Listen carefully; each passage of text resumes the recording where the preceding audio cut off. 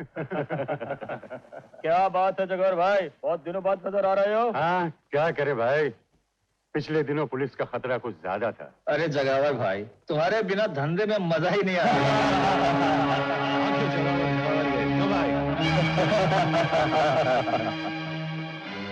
जगावर, मैं बहुत दिनों से तेरी तलाश में था। You are under arrest.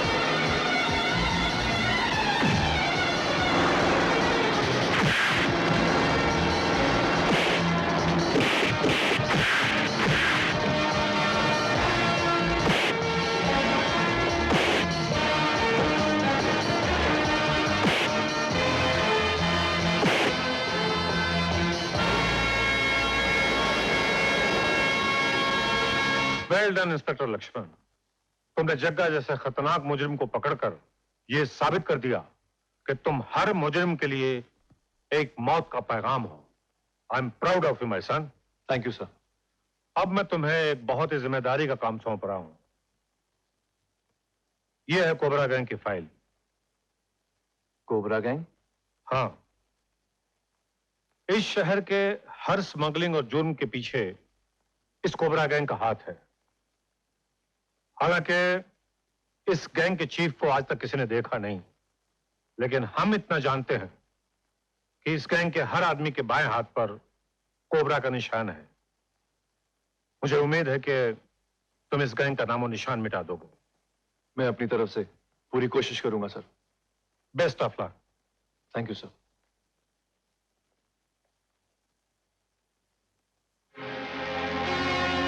वाह वाह वाह वाह, वेरी गुड। आज से तुम कोबरा गैंग की मेंबर बन गई हो। Yes sir. सर, हाँ। लीना कोबरा गैंग की मेंबर? मेरी समझ में नहीं आ रहा। कोबरा गैंग को खत्म करने का काम इंस्पेक्टर लक्ष्मण को मिला, लेकिन उस बेचारे को यह मालूम नहीं कि उसका भाई प्रशांत ही कोबरा गैंग का चीफ है। ओह आई सी। उसे अंधेरे से उजाले में लाने का काम लीना करेगी, ताकि घर के चिराग से ही घर में आग लग जाए। Inspector Lakshman here.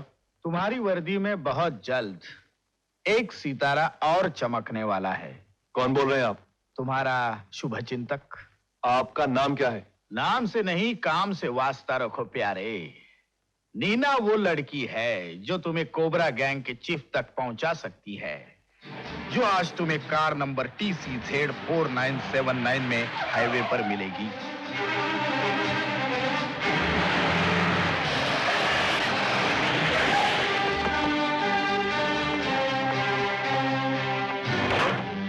Cobra gang का चीफ कौन है?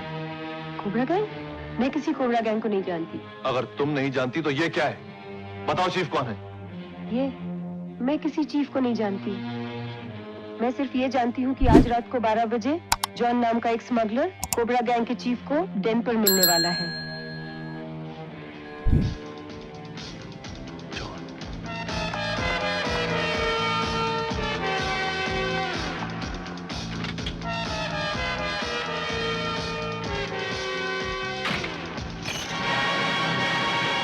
Mr. John, you are under arrest.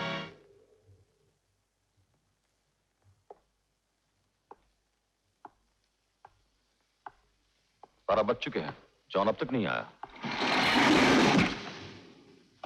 John आ चुका है।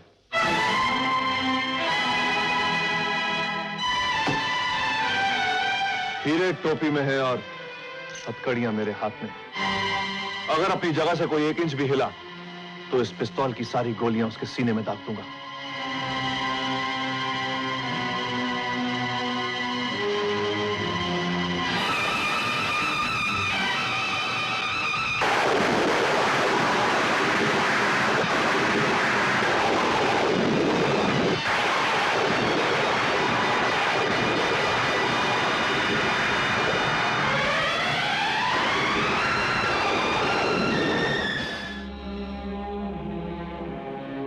इंस्पेक्टर लक्ष्मण, तुम एक चक्रव्यूह में फंस गए हो। एक तरफ तुम्हारा फर्ज कहता है कि वो मुजरिम जो तुम्हारा भाई है उसे गिरफ्तार करके अपना फर्ज पूरा करो, और दूसरी तरफ तुम्हारे भाई का एहसान जो तुम पर कर्ज बनकर उसे गिरफ्तार करने से रोक रहा है।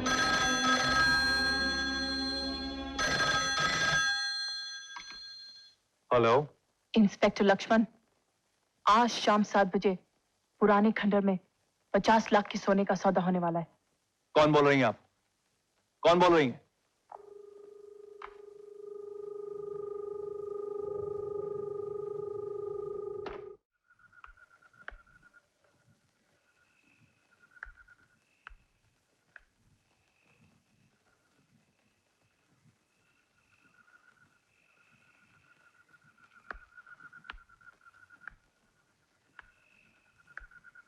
तुम वहां से अचानक क्यों चले आए?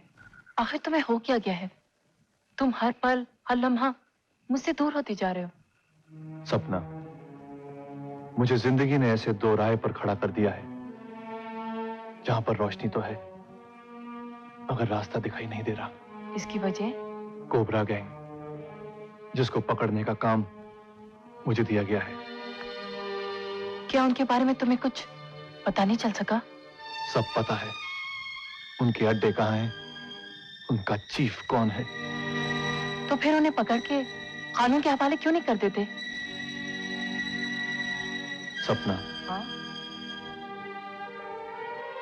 अगर किसी प्रेमी ने अपनी महबूबा को जिस्म बेचते हुए देख लिया जिसे वो देवी समझता था तो उसका क्या हाल होगा?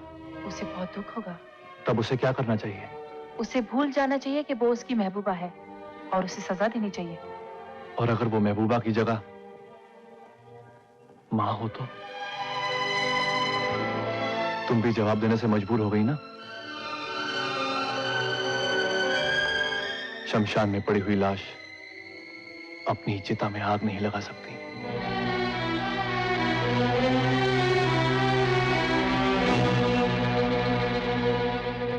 सर, लक्ष्मण हमारे लिए खतरा बन चुका है। वो हमारे गले में फांसी का फंदा भी डलवा सकता है।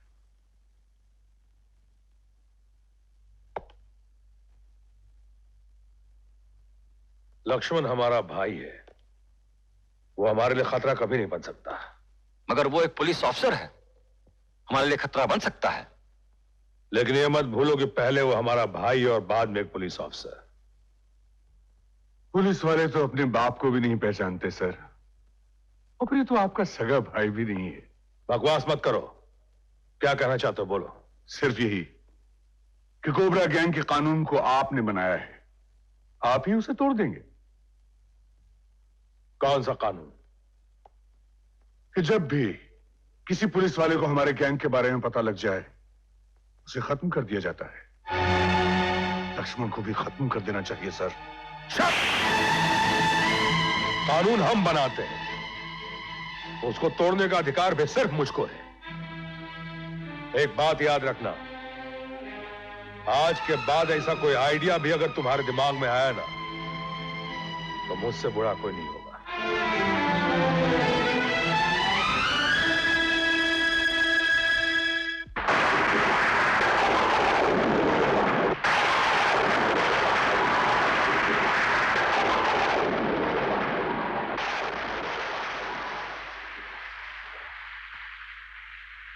हम जानते हैं कि तुम हमसे नफरत करने लगे हो।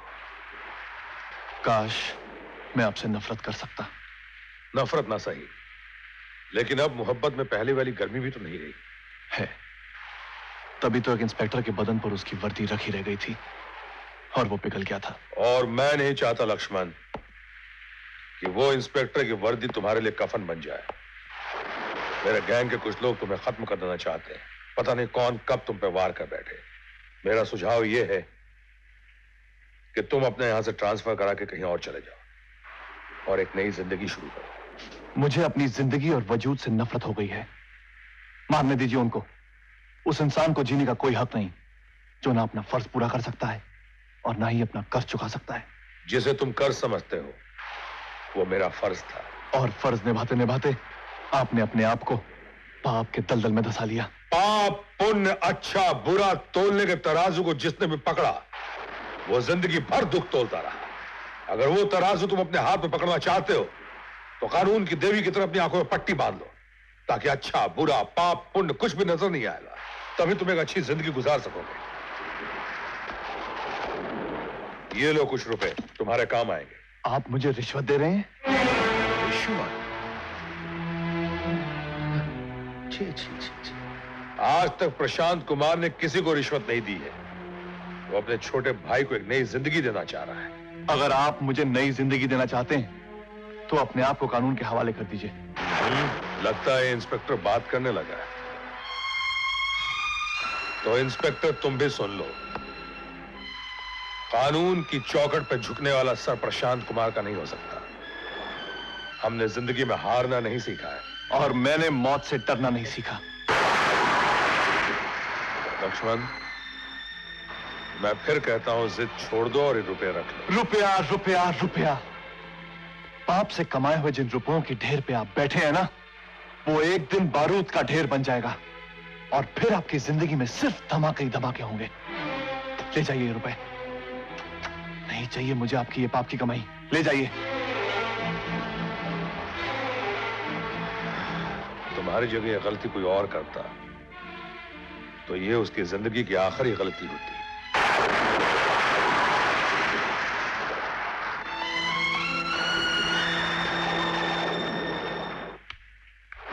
पार्वती, आ गई तू? क्या हुआ? हाँ? लक्ष्मण ने यह शहर छोड़ के जाने से इनकार कर दिया है। इनकार कर दिया? क्यों? इसलिए कि अब वो एक बहुत बड़ा पुलिस ऑफिसर बन गया है। हाँ? फर्ज, ईमान और जमीर की बातें करने लगा है। मुझे गिरफ्तार ना करके वो मेरे एहसानों की कीमत चुकाने की कोशिश कर रहा है। तुमने उसे अच्छी तरह समझाया क्यों? बहुत समझाया, मगर वो समझे तब तो।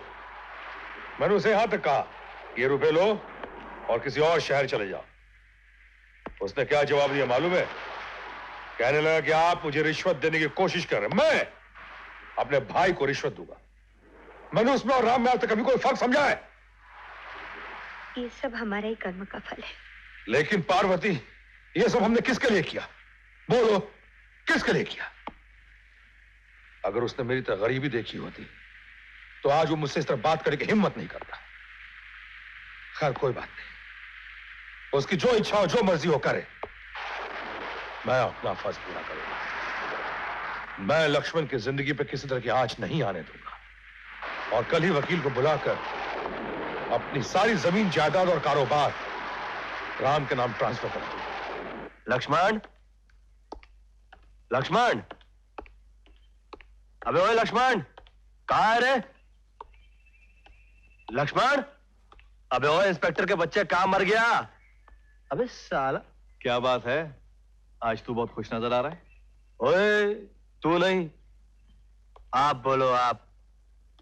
अब मैं राम नहीं रहा, अब मैं राम कुमार साहब हो गया हूं। यूसी, भैया ने मुझे अपनी हर कंपनी का चेयरमैन बना दिया है। कितना खुशकिस्मत हूं मैं जो मुझे ऐसा भाई मिला, जो एक मामूली कुली से अपनी मेहनत, ईमानदारी और सच्चाई के बलबूते पर आज क्या से क्या बन गया। भगवान को मैंने साक्षात तो नहीं देखा, मगर लगता है वो मेरे भैया जैसा ही होगा। अगर अनजाने में कोई किसी को भगवान मान भी ले तो क्या, उसकी औकात नहीं बदलती। क्या मतलब? क्या कहना चाहता तू? यही कि भैया ने ईमानदारी, सच्चाई और मेहनत के बल पर नहीं, बल्कि उनका खून करके सारी दौलत कमाई है। और तुम जिन कंपनियों के चेयरमैन बन गए हो ना, उनकी बुनियादें बेगुनाहों की लाशों पर रखी है।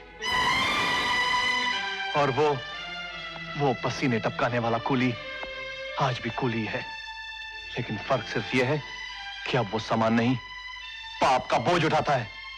जिसे तुम भगवान समझते हो, भगवान नहीं, स्मगलर है, कातिल है, चोर है।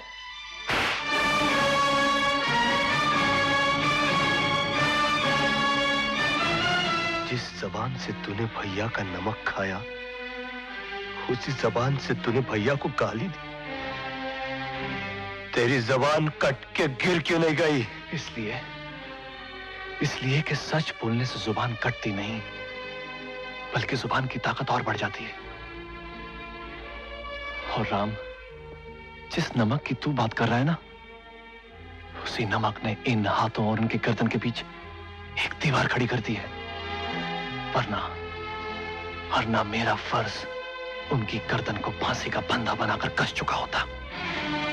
अगर ये सच है कि मेरा भगवान जैसा भाई चोर है, स्मगलर है और उसके हाथ खून से रंगे हुए हैं, तो मैं अपने भगवान के हाथ काट कर फेंक दूंगा, ताकि वो दोबारा पाप का बोझ उठाने वाला कुली न बन सके। और अगर ये झूठ निकला लक्ष्मण, तो आज के बाद राम तेरे लिए रावण बन जाएगा, याद रखना। राम, क्या हो गया तुझे? क्या बात है? हाँ, नहीं, कुछ भी नहीं। लगता है तो मुझसे कुछ छुपा रहा है। बताना क्या बात है? नहीं, यूं ही कुछ आगे के बारे में सोच रहा था। क्या? यही, कहीं तो बड़ा आदमी बनकर मुझसे दूर तो नहीं हो जाएगा, भूल तो नहीं जाएगा। बस ऐसा कभी हो सकता है क्या? अरे तू तो हमेशा मेरे साथ रहेगा, यहां मेरे दिल में। तुझे कैसे बताऊं राम कि भैया की असलियत क्या है? तुम कहोगे कि ये तुम्हारा इस्तीफा है, लेकिन मैं कहूंगा कि एक ऐसी चिता है कि जिसके शब्दों के ऊपर एक बहादुर पुलिस ऑफिसर की लाश रखी है। एक ऐसा पुलिस ऑफिसर जिसने वर्दी पहनते वक्त अपने फर्ज को निभाने की कसम खाई थी। अपने फर्ज को निभाने के लिए मैं अपने खून का एक एक कतरा कुर्बान कर सकता हूं सर, लेकिन मेरी एक मजबूरी है। मजबूरी? कैसी मजबूरी? फर्ज को पूरा करने के लिए कोई मजबूरी नहीं होती। फर्ज की खातिर बाप अपने बेटे को त्याग देता है, फर्ज की खातिर पत्नी अपने पति को त्याग देती है, फर्ज की खातिर भाई भाई का खून कर देता है, और ऐसे ही लोगों का नाम इतिहास में अमर हो जाता है। आओ मेरे साथ।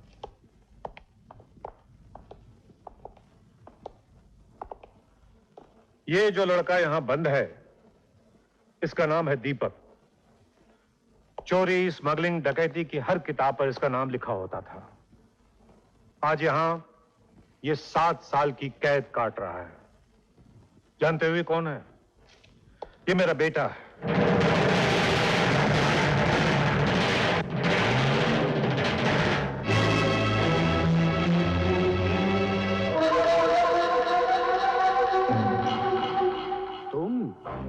दुश्मन के आदमी यहाँ कहीं मौत ढूंढने तो नहीं आए? जिसके पीछे मौत पड़ी हो शाकाल साहब, वो तो जिंदगी ढूंढता है। बेवकूफ हो तुम, जो जिंदगी ढूंढने मौत के व्यापारी के पास आए हो। बेवकूफ होते हैं वो जो दुश्मन के दुश्मन को दोस्त नहीं बनाते। मतलब पीके का भाई इंस्पेक्टर लक्ष्मण हमें सूली पर चढ़ा देना चाहता है। और दूसरी तरफ पीके, जो भाई की मोहब्बत में तुम लोगों की बलि देना चाहता है। हाँ, वो भी मेरा दुश्मन है। जिसके थप्पड़ की गूंज को मैं उसकी मौत की चीख में गुम कर देना चाहता हूं। फिर देर किस बात की हैं? शाकल ढाल बनकर तुम्हारी रक्षा करेगा। मार दो उनको। फिर न सिर्फ तुम फांसी के फंदे से बच जाओगे, बल्कि कोबरा गैंग के चीफ भी बनोगे। चीफ? हाँ, कोबरा गैंग के चीफ। ये तो हमेशा से मेरा ख्वाब रहा है शकल साहब। लेकिन ऐसे ख्वाब हमेशा लाशों के ढेर पर सजाए जाते हैं दुर्जन। केक यहाँ पर रखो और फूल यहाँ पर। हाँ। चलो जल्दी जल्दी करो। सब इंतजाम हो गया? देखो तो सब ठीक है ना? ठीक ही लग रहा है। मैं क्या सोच रहा हूँ कि जन्मदिन के शुभ मौके पे इन दोनों की मंगनी का ऐलान कर दूं। अरे वाह, ये तो तुमने बहुत अच्छा सोचा है। जन्मदिन के मौके पर इससे अच्छा तो बात उन लोगों के लिए हो ही नहीं सकता।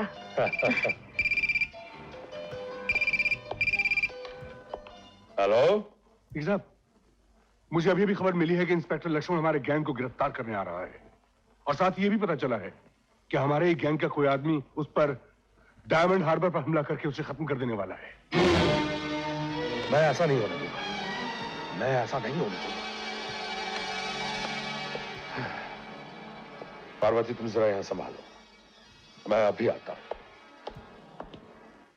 Well done my boy, well done. अब तुम जल्दी से हमारे आदमियों के साथ डायमंड हार्बर पहुंच जाओ।